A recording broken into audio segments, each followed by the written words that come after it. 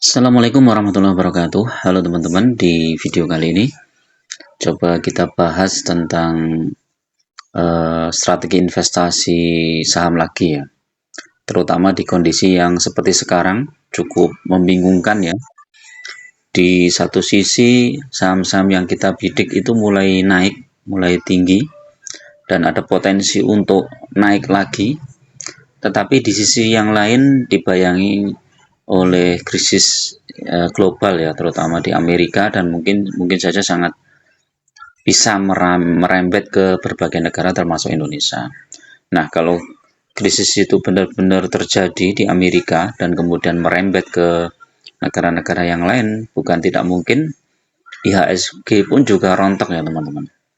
Seperti pengalaman krisis di tahun 2008, kemudian krisis 2020 yang barusan kemarin, dan ini 2024. Sebenarnya krisis 2024 ini imbas dari krisis 2020 juga teman-teman ya. Jadi ketika tahun 2020 itu kan COVID, banyak kegiatan ekonomi yang tutup ya, kemudian pengangguran juga besar-besaran, tetapi di situ ada kebijakan-kebijakan yang mungkin membuat ekonomi masyarakat itu nggak terlalu tertekan ya teman-teman, khususnya di Indonesia ya. Tapi di global juga mungkin juga masih ekonomi masih jalan ya. Tapi dengan berjalannya waktu, tingkat pengangguran sekarang mulai naik, mulai tinggi, terus kemudian kegiatan ekonomi mulai melemah, dan ini terjadi di berbagai negara ya, termasuk di negara kita ini di Indonesia. Daya beli masyarakat mulai turun ya, sehingga menyebabkan banyak perusahaan atau omsetnya menurun ya, terutama yang perusahaan-perusahaan kecil, yang pabrik-pabrik industri manufaktur juga banyak juga yang mengalami PHK ya. Nah, ini berpengaruh ya terhadap IHSG teman-teman ya. Nah, dalam kondisi seperti ini memang kita wajib berhati-hati teman-teman ya. Kalaulah teman-teman memiliki dana yang segar itu ya nggak masalah ya, di hold dulu sampai betul-betul beritanya bagus ya. Nah, ini juga berkaitan dengan saham yang kita bidik apa. Kalau saham yang kita bidik itu saham-saham yang sangat responsif terhadap krisis global ya kita harus menghindar dulu ya. Tapi kalau saham-saham yang kita bidik itu justru bagus, misalnya ketika ada krisis global kemudian harga komoditas, misalnya di sektor komoditas harga komoditasnya naik ya, seperti minyak, kemudian batu bara atau yang lain ya, misalnya emas gitu kan, ya bisa jadi itu malah bagus ya. Jadi teman-teman harus benar-benar memilih ya saham yang kira-kira tahan terhadap krisis, tapi dalam porsi yang wajar ya. Jadi istilahnya kita tidak all in ya, masih tetap ada dana cadangan. Kalau teman-teman masih punya dana yang cukup besar, mungkin teman-teman hanya menginvestasikan 20% ya, atau maksimal 30% lah dari dana itu, dan yang lainnya untuk jaga-jaga ya. Karena paling tidak biasanya secara umum ya teman-teman, IHSG itu akan mengalami penurunan sampai mendekati akhir tahun ya. Ini kalau kondisi wajar ya, kalau nggak krisis. Tetapi kalau krisis, koreksinya bisa lebih dalam lagi. Jadi ini. Kenapa saya masih optimis ya terhadap saham-saham sektor komoditas ya, khususnya seperti batu bara itu ya. Karena kalau kita lihat harga batu bara sekarang malah kecenderungannya naik teman-teman. Jadi beberapa waktu yang lalu saya expose itu, saya bikin video harga batu bara masih di sekitar 130 dolar ya. Sekarang sudah menyentuh 150 dolar untuk kontrak bulan September ya. Bulan Agustus itu sekitar 146 dolar. Tinggal 4 dolar lagi. Nah, bisa jadi nanti sampai akhir tahun mungkin harga batu bara masih di sekitar 150 dolar sampai $200 ya. Kalau misalnya $200, wah itu berarti sektor batubara panen lagi teman-teman. Walaupun belum menyentuh harga tertinggi tahun 2022 ya, sekitar $400 ke atas ya, hampir 450 kalau nggak salah. Nah, terus kemudian rupiah itu sudah mulai menguat. Ya. Rupiah sudah mulai menguat, berarti potensi pendapatan apa ya, perusahaan sektor batubara itu mungkin yang ekspor mungkin nggak terlalu besar. Tapi kalau begitu rupiah nanti tiba-tiba melemah, misalnya sampai di $16.000 ke atas ya, atau sampai 17.000 ya, berarti pendapatan sektor batubara ini juga akan naik teman-teman. Jadi itulah yang membuat kita itu kadang ragu ya, oh ini mau masuk sekarang apa nanti ya. Sebagai contoh lah, misalnya saham-saham sektor batubara itu apa ya, Adro mungkin ya, Adro.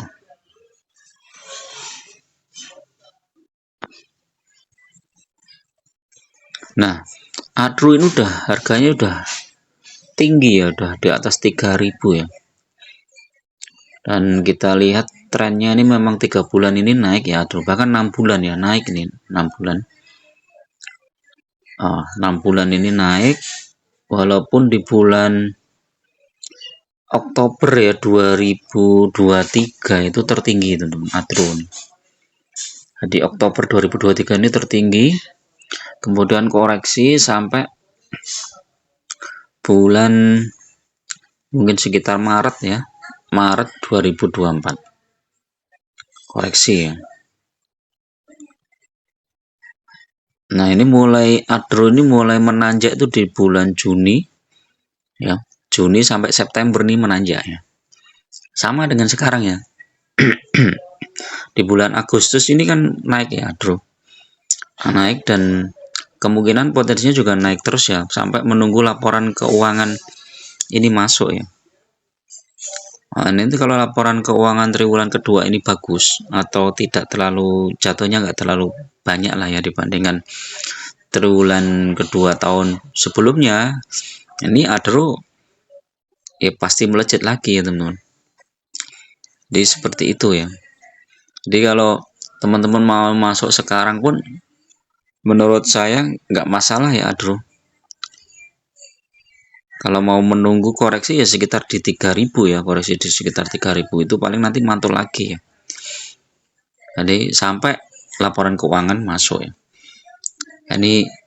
Ini apa ya, khusus Adro. Apalagi kalau kita untuk hold jangka panjang, Adro itu kalau di hold jangka panjang ini menarik teman-teman, karena dividennya aja udah rutin dan cukup besar ya, di atas 10% ya.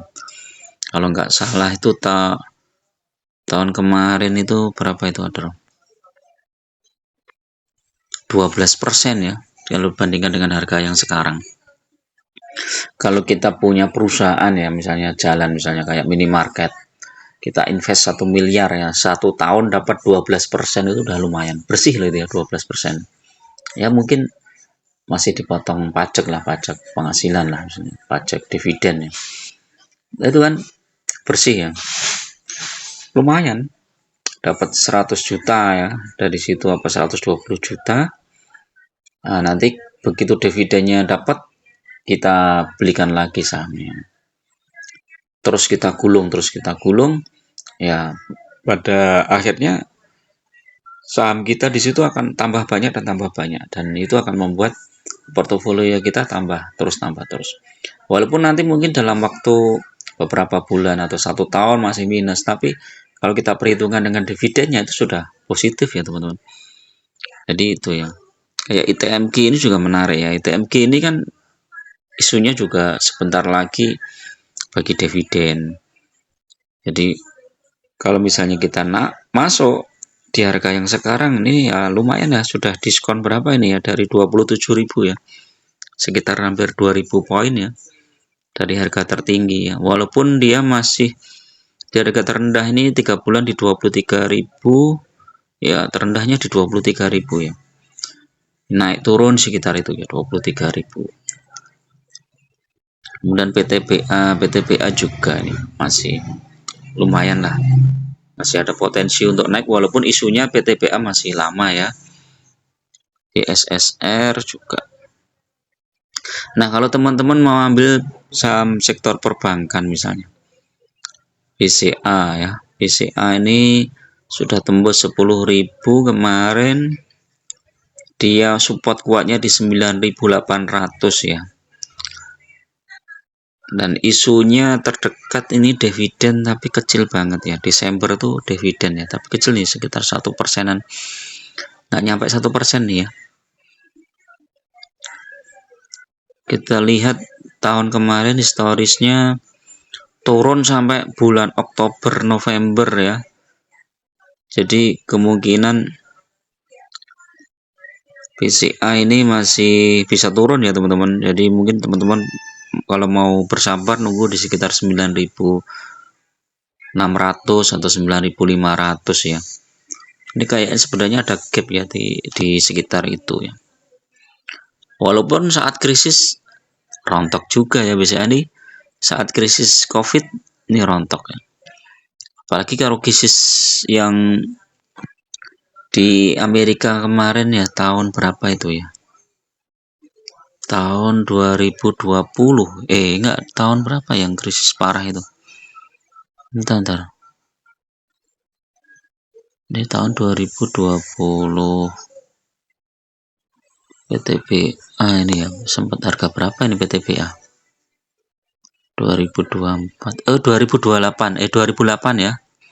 Nah, ini PTBA ini sempat turun juga nih, sempat dulu itu 2008 awal itu PTBA sempat menyentuh 3.300 ya teman-teman. Dari harga 2006 itu cuma sekitar 400-an. Kemudian krisis subprime mortgage ini ya, kredit perumahan di Amerika, dia turun sampai 1.000, berarti hilang 2.000 poin teman-teman.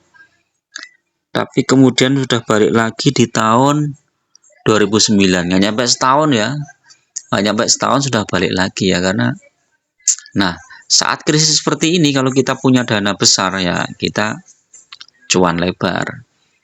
BCA juga coba kita lihat ya.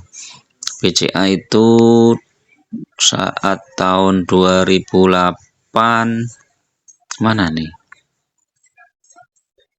2008 mana? 2011 nih ya, 2008 nih, 2008 BCA nih ya.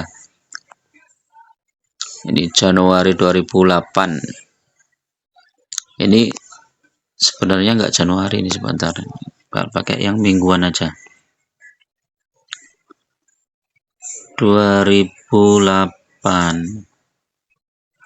ini masih 2012. Nah nih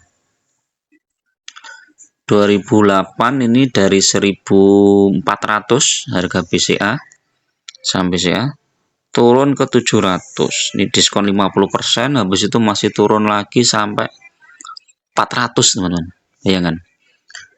Jadi cuan lebar nih saat krisis ya. Dan ini bulan apa nih? Oktober 2008. Krisisnya mulai terjadi Januari ya. Akhir Januari ya, 2008 akhir Januari. 10 bulan masih di bawah. Kemudian itu melejit lagi, balik lagi ke 1.400 di 2010.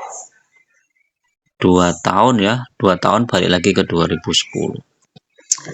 Balik lagi ke harga semula ya. 2 tahun di BCA. Ini 2010 bulan November. Habis itu terus melejit naik terus teman-teman. Udah melejit sampai berapa ini? 3.000 ini tahun berapa ini?